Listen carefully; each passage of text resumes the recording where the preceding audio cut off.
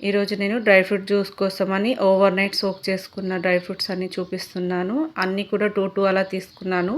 మరీ ఎక్కువ తీసుకుంటే కూడా వేడి చేస్తుంది. అందుకని చెప్పేసి డ్రై ఫ్రూట్స్ 2 తీసుకున్నాను.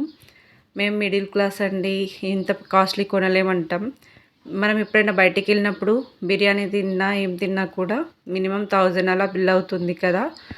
మనం ఒకేసారి ఇలా తెచ్చుకొని డైలీ 2 తింటే 1 మంత్ సరిపడా వస్తుంది.